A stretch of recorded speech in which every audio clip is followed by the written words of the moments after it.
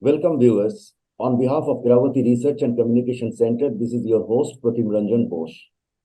I have with me political scientist and author Sajjan Kumar.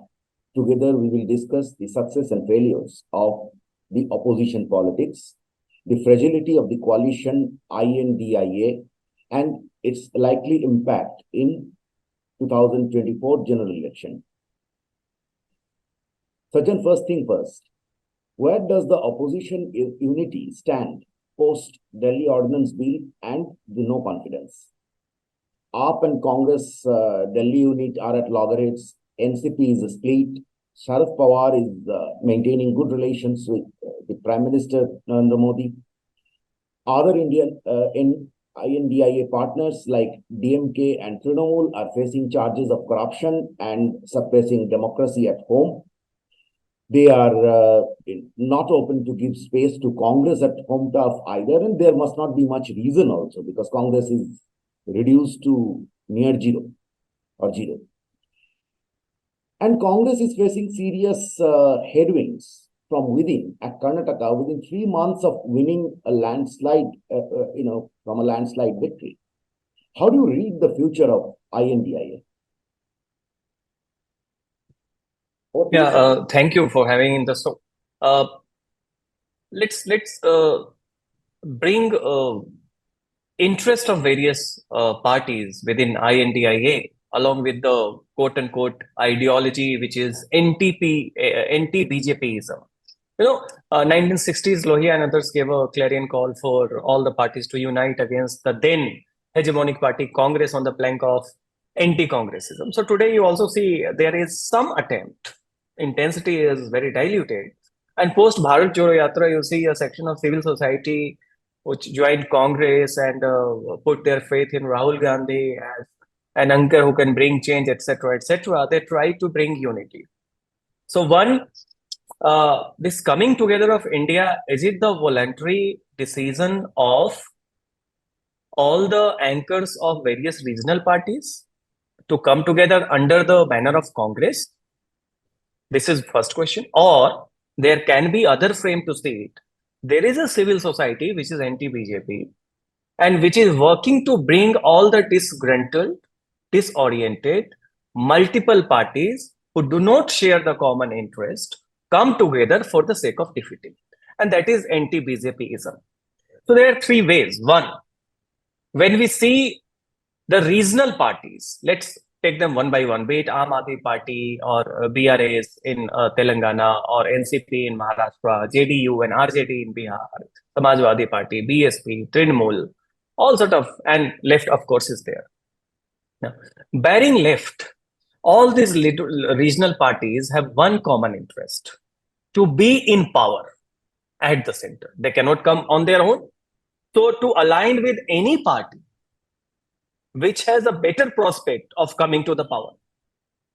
So India will just get... One question, Sajjan. Left doesn't join the government in the center. But it has a long history to either, in some name or the other, some way or the other, to do the backseat driving. In the center. Left, I agree with you. I think left represents the politics of civil society, which pretends not to be concerned about the corridor of power at the national level, but certainly through backdoor, through various, like during UP era, you have National Advisory Council, etc. And thereby some institutional outreach and getting the pivoted and coveted positions.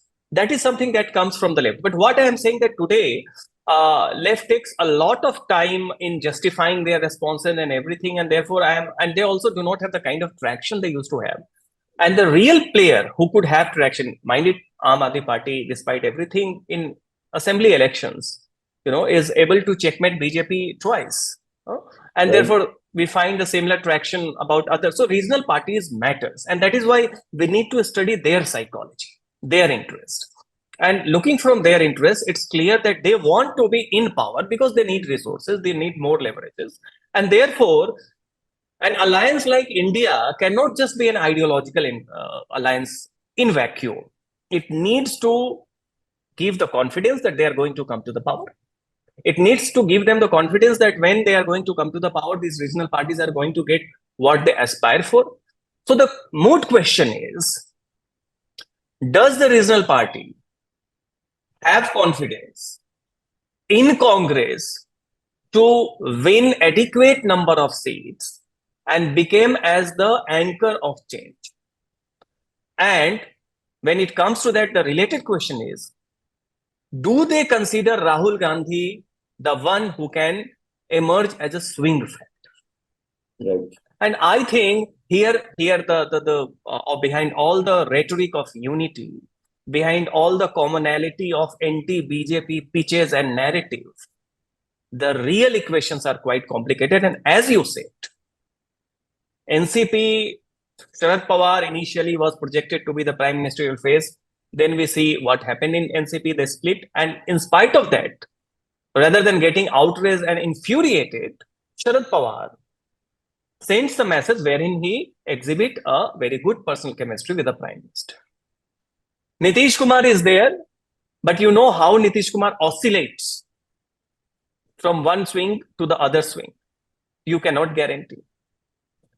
Trinamool is there, but how do you reconcile Trinamool national posturing of a unity and the kind of overarching presence wherein you suffocate the opposition, non-BJP opposition also, in Bengal completely? How do you reconcile? Congress was their partner once. Exactly. Aam Aadmi Party's prime plank is not defeating BJP. Aam Aadmi Party's prime plank is to eat into Congress votes, devour it, finish it completely, so that you acquire the second spot. Right. Vis-a-vis BJP. Right. Aam Aadmi Party, when it makes anti-BJP pitch, the subtext is not to defeat BJP. The subtext is that the existing parties like Congress cannot defeat BJP. Therefore, finish Congress, reward us. And that is why the Sheila Dikshit era, young and old politician who lost the plot, who saw that entire Congress vote bank, be it minorities, be it slums, be it lower middle class, etc., they all were captured by the Aam Aadmi Party, so much so that Congress lost the plot for a long time.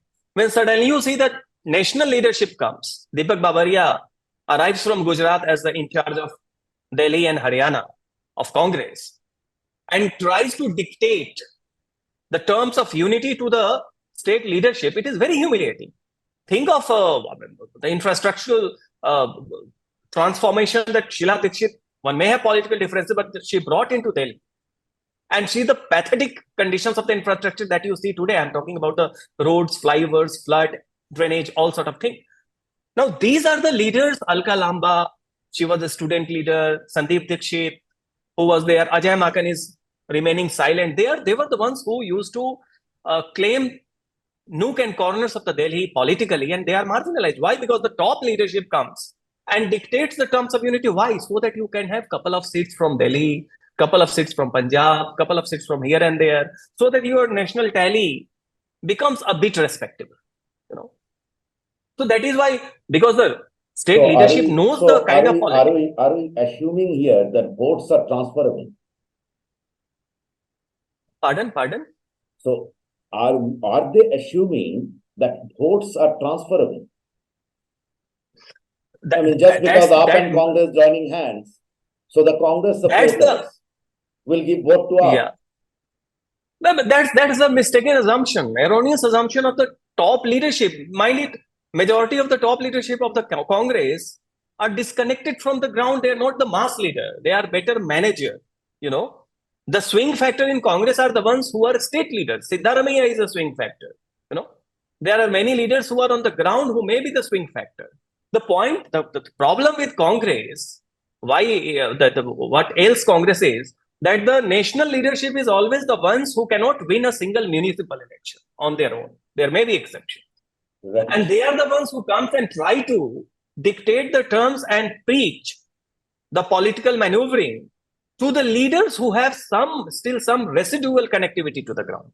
And it may come to a scenario wherein finally they are cornered and they will switch over to other parties. And that we have been witnessing the exodus of many of the popular connected leaders to BJP or some other regional parties. So that is why this assumption that an alliance is going to transfer, we saw what happened in Bengal 2016. We saw what happened in Tripura just in February, March this year.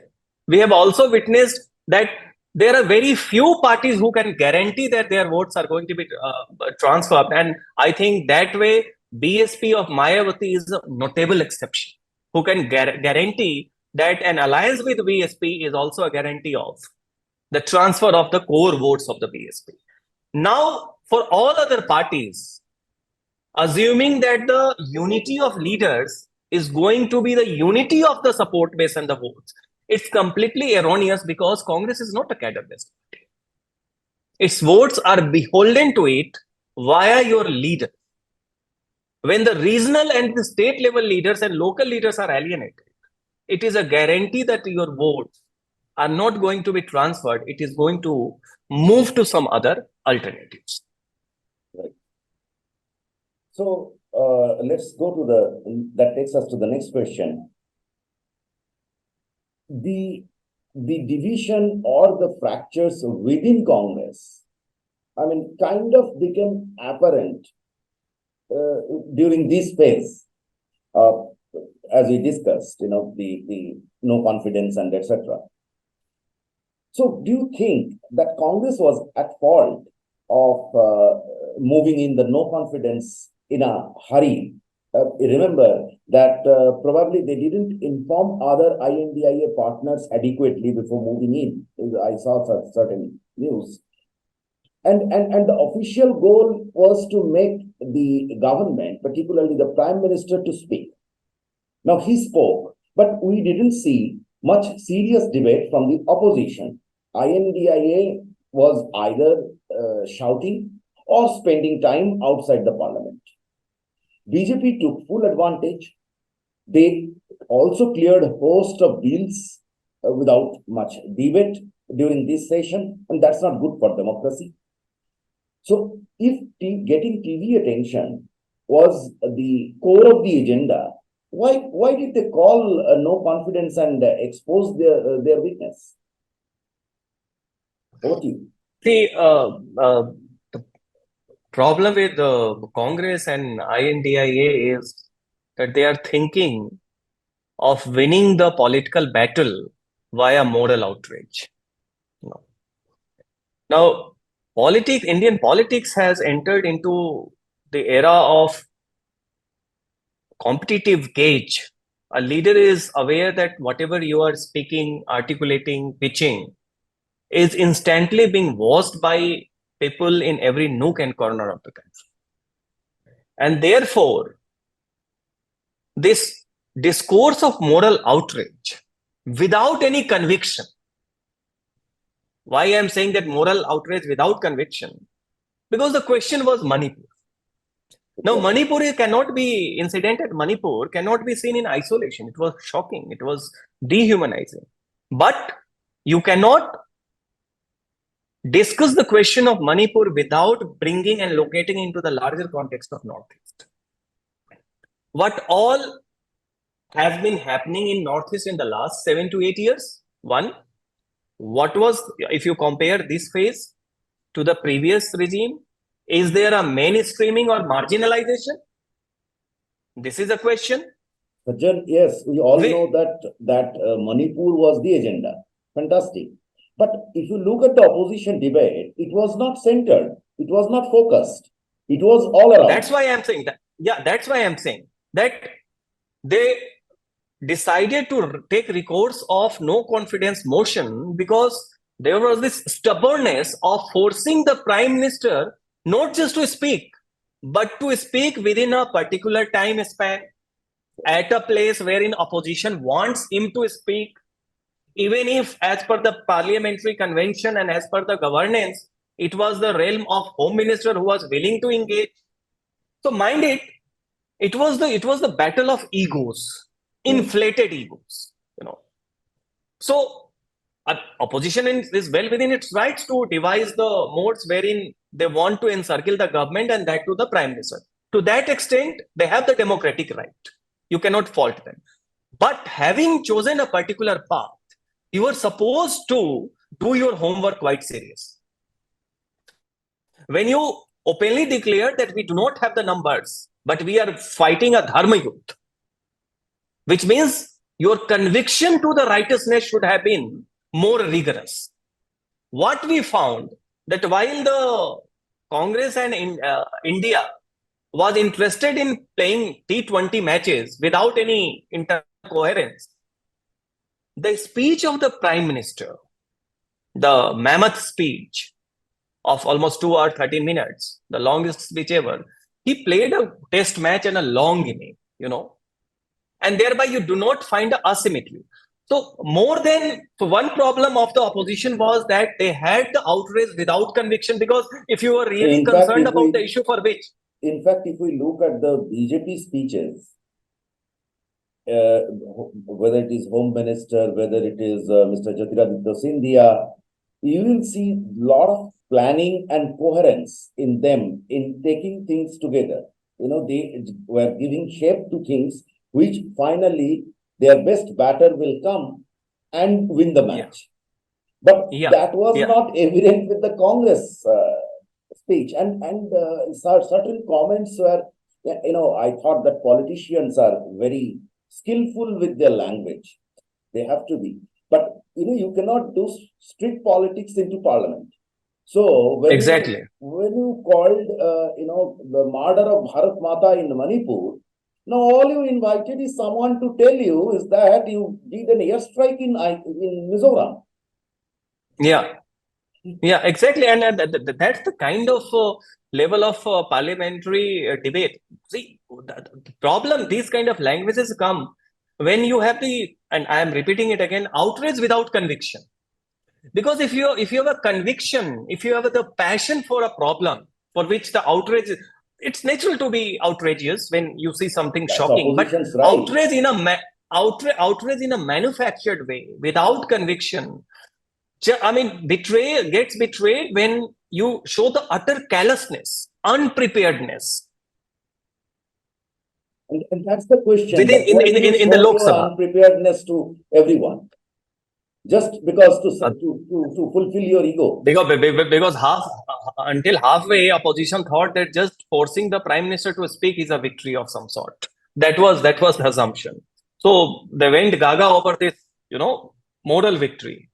But they did not realize that Prime Minister went for a strategic, longest ever speech made by any Prime Minister inside the Parliament.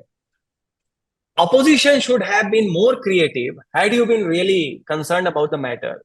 Okay, you could have boycotted the, voting, but you had the right to reply. Right. You have moved the motion.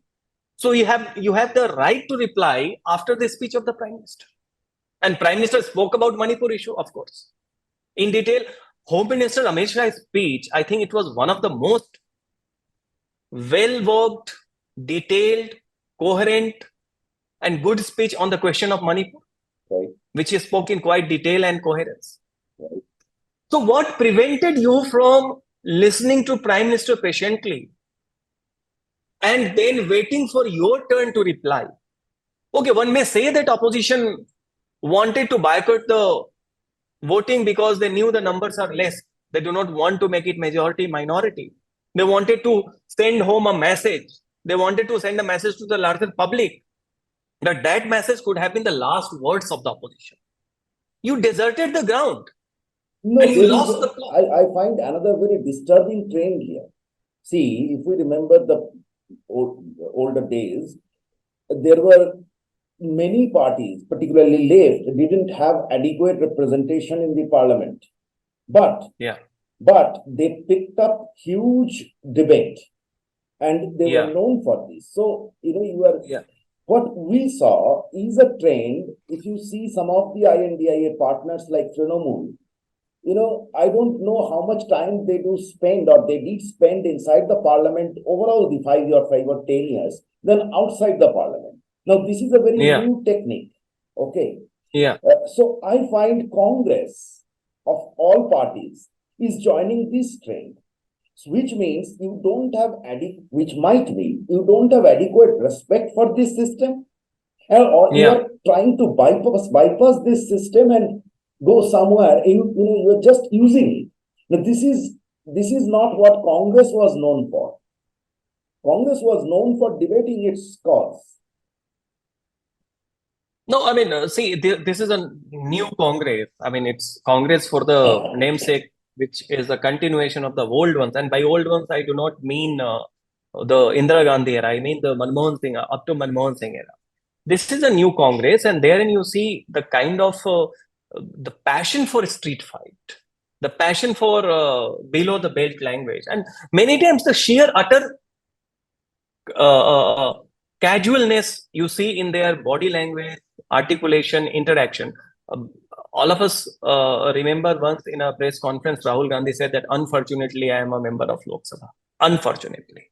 When Jairam Ramesh is whispering into his ear that you should not say this because this will go against you. And because Mike was on, so it became heard by Kind of everyone. getting very frivolous. Why if you are see if you do not have a conviction for politics is something wherein you have to have a larger concern from the public sphere, society. If you do not have the conviction, you do not force yourself to be into the business of politics. One may disagree with their political rivals, but how do we engage with someone who is not serious about the discourse of politics, who comes up into open and laments, and that person is always the ones who is leading not only the India but also the Congress, the anchor.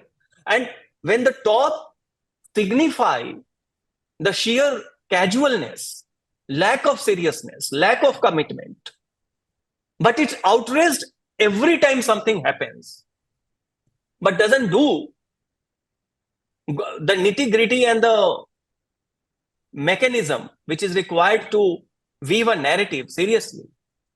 This is the crisis of democracy, because mind it, today's crisis of Indian democracy is not the hegemony of BJP. The crisis of Indian democracy is to have an utterly non-serious opposition led by a non-serious politician. And that's how you see that the ruling regime many a times becomes complacent because they do not get the kind of responses, kind of challenges that Congress in their hegemonic phase, or even BJP during Atal Bihari Vajpayee's phase, used to get. So this is also a moment. The India Alliance is also a point of demonstrating how the state of opposition in India is in a sheer state of crisis. Can Congress guarantee, except for RJD or someone, Tejashwi Yadav, Lalu Yadav, who have been, guarantee any regional party who will swear to remain loyal to the alliance up to 2024? So now with that, let's go to the last point. That being the situation, that it is about whosoever is strong in whichever state will do, this will decide the fate. How do, I'm talking about the opposition, how do you find the poll prospects in the upcoming state elections? The 4 states are going to polls, and ideally, except one, BJP is not in a very strong position in the rest. Or is So if you can quickly summarize that. This is also based on my own field work, which is just in the initial phases. Chhattisgarh, I think Congress is having the edge because the local state unit of BJP is still divided, and they need to sort out, and I think they're already running late. Madhya Pradesh, there is anti-incumbency, and now it seems very close, but I'd still like to wait before saying anything, because Madhya Pradesh BJP may manage in the last moment, because organizationally they are sorted there. They have factionalism, but it's strong. 2, Chief Minister is not popular. Somewhere there is incumbency against the CM also, but there is a clarity. The leadership issue is settled. So Manipur, I'll say it's very close. Madhya And Pradesh. sorry, Madhya Pradesh is very close. And in the final moment, it all will be dependent upon whether the BJP, but the anti-incumbency is there, but these It are has to be there. The manageable. government is there for almost 25 years. 20 years to 2003 and varying to 2018 to 19 phase when Congress came. So we need to see there is anti-incumbency, there is some sort of dissatisfaction, but I'll still say these are the kind of anti-incumbency which are manageable. There are two different kind of anti-incumbency. One is like a wave, so that sort of doesn't seem to be the case. So I'll still put Madhya Pradesh as a close. Rajasthan, I think it should go to BJP. Only hitch factor that BJP needs to sort out is to decide the role of Vijaya Raje Scindia, ex-chief minister, because with her the party would be in a organizational and leadership coherence. If you alienate Vijaya Raje, then she has the capability at least to spoil your prospect. So that factor. So I'll say that all the three states, Chhattisgarh seems It to be. happened in the past as well. Whenever It there was happened in the an past as well. Yeah, but Vijaya Raje Scindia on board means BJP should sail through comfortably. would That should not be BJP a take her problem. on board? I just saw a report of that she's left out of some committees and etc. So do you think that she is That's taken the on issue. board? That's the issue. There are Rajendra Rathore, Gajendra Shekhawat. There are other leaders who are trying to convince the national leader that they can sail through without Vijaya Raje Scindia. I think the scenario may not be that comfortable for the BJP because Vasundhara may not be as popular as in the past. She may be one of the reasons because Rajasthan has the incumbent chief minister becomes, unpopular, and then the leader who was ousted. So for the last almost 2 decades, we are witnessing this duel between Gehlot and Vasundhara Raje. You take away Vasundhara Raje, do you have a leader who can match the maneuvering capability of Gehlot, who is not very known for his maneuvering capability, but he is, and the kind of stature that he has. So I think that's why Vasundhara is sort of compulsion. But with her on the board, it's going to be a easy sell. But minus Vasundhara, I have my doubts. I do not think the leadership factor would be symmetrical. And Telangana is going to the BRS way. Telangana, I think the ruling party is going to be there. The fight between Congress and BJP is for the second spot. And that is why Congress needs to work out its position because Did BJP lose some of the early age that it had managed over there? Yeah, early age was there, but mind it, early age was when issues were confined to Hyderabad region. Therein there is the nature of the politics says that you also don't forget in old Hyderabad you have overseas passion. You know, so vis-a-vis that when you are softer and BRS is softer on overseas, so BJP gets the kind of traction because the kind of politics that is there.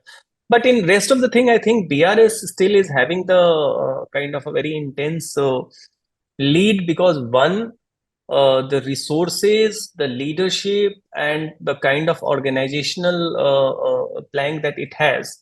BJP, except Karnataka, is still to have the kind of entrenchment in other southern state, and Telangana is moving closer, but I think it will take a couple of more elections for BJP to emerge into the prime position. So BJP, yeah, of course, initially it seemed that it's going to be the prime challenger, but initially also I do not think that anyone was convinced that it is going to defeat the BRS or KCR. So Primarily, finally, the edge was of replacing Congress and emerging as the main challenger. And I think to that extent, within Congress, some churning has happened. So now I think it's going to be a very close call between the BJP and Congress. But mind it, if BJP acquires the second spot in Telangana, it's going to resonate across the south of India terrain of politics. Then you cannot say that BJP has territorial limitation because they have right, lost Karnataka. But if he acquires prime opposition space in Telangana, right. that will give a boost to other southern states also. Right. So what we see here is actually okay. If they can prevent the downslide in MP was almost considered to be lost, and in fact, they practically lost last election. then they did Yeah. maneuvering. Yeah. So and Rahul Gandhi said a couple of months ago that if there is an election at this moment, then Congress will get 150 seats, which was kind of a situation over there at that. So that way, I must say, if BJP, you are saying that they may manage, so there may be some kind of salvaging of. Yeah. But I mean, I'm saying it is. I'm saying it is manageable. right. Will they manage or not is still questionable. We do not know, but that Right, depends. But what right. I'm saying, the anti-incumbency is something which can be managed. Right. Chhattisgarh defeat or bad result in Chhattisgarh gives a little, because BJP, the tribal voters were, BJP traditionally had a good traction over there. So Yeah. So it might reflect on Jharkhand as well, as and when it goes to polls. So there is this kind of so what it comes out is that, I mean, may I read it like this, that right at this moment, accepting some kind of silver line in Telangana, where the BJP can become number 2, at this juncture, there is not, BJP might have to face a lot of bad news in 2023 or in the run-up of the 2024 election. Is that correct? Yeah, I mean, but see, I mean, this is not new. This is not new. In 2018, also BJP lost all the 3 states: Rajasthan, Madhya Pradesh, Chhattisgarh. Right, and that created a huge hype that the BJP is going to lose. Exactly. So we have to contest. I think the state, because we also asked respondents about 2024 when we asked the question about 2023 in Madhya Pradesh, particularly. A great section of the respondents said that yes, this time the Indian government is confined to the state elections. 24 का चुनाव अलग है. It's a different election. So they themselves differentiate. So this is one. I think that also say about Karnataka that the state election and the parliamentary election will be different. So maybe BJP will see a backsliding of a couple of seats, which may not affect it. I think the real challenge for 2024 that BJP is going to face is not the results of the 2023, these 3-4 states. The real challenge it is going to face is in 2 eastern states, Bihar and Bengal. Bengal particularly, because when the ruling party, if it is alert about its prospects, then opposition literally doesn't get much of the space. And in Bihar, because Nitish Kumar joining RJD Lalu Yadav also brings some of the social base together. So BJP will try to counter it, but I think compared to 2019, BJP's tally may not get lowered much, but NDA, which won 39 out of 40 seats in Bihar, certainly it would be, it's going to witness some loss. So 2024 BJP's tally may see some sliding down. Victory is going to be there, but sliding down. But I do not think that 2023 results. Yeah, of course, it will give you a narrative boost. That happened in 2018 also.